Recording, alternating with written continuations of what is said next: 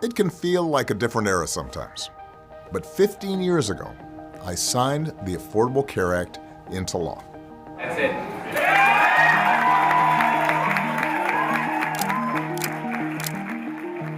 The goal back then was to establish that here in America, healthcare is not just a privilege, but a right for every single American. And together we've taken a big step in the right direction. Today, almost 50 million people have gotten quality, affordable healthcare through the ACA. That's 1 in 7 Americans. And the percentage of people without insurance has been nearly cut in half. That means more sick kids get medicine. More cancer patients have life-saving surgery. More people with pre-existing conditions enjoy the peace of mind they deserve. But here's the thing. Even though people like to talk about Obamacare, it didn't just happen because of me.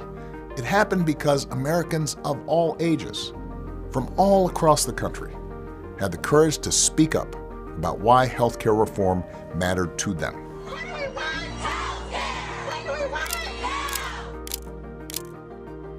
When the Obama Presidential Center opens on the south side of Chicago next year, visitors will have a chance to hear from some of the folks who made the ACA a reality.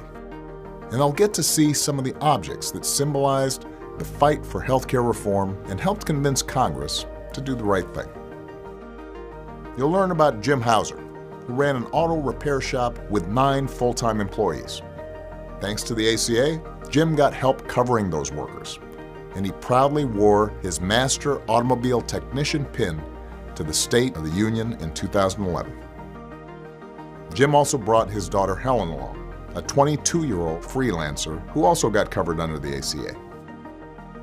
Besides hearing their stories, visitors will also get to see how people's lives have been changed forever thanks to the work we did together. And you'll get to hear from some of the leaders in my administration who worked and sacrificed for years to make it happen.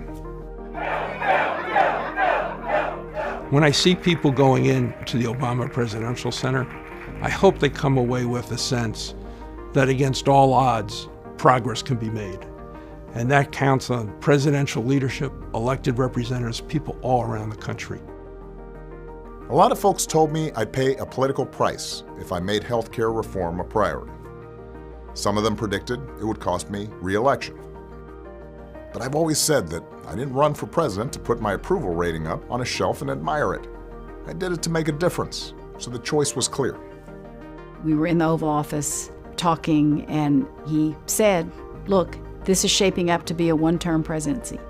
And that's okay with me as long as I can get done the things I want to get done. And healthcare reform is one of those things. With everything going on right now, it's easy to feel like regular folks can't change this country for the better.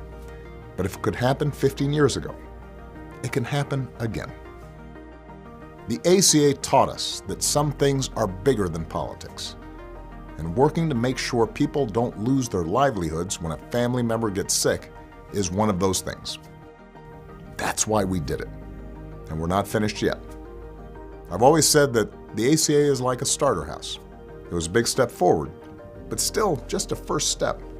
Now it's up to all of us to keep building on and improving the ACA until everyone has access to quality, affordable health coverage. When you visit the Obama Center in 2026, I hope you leave ready to keep making a difference. We look forward to seeing you next year.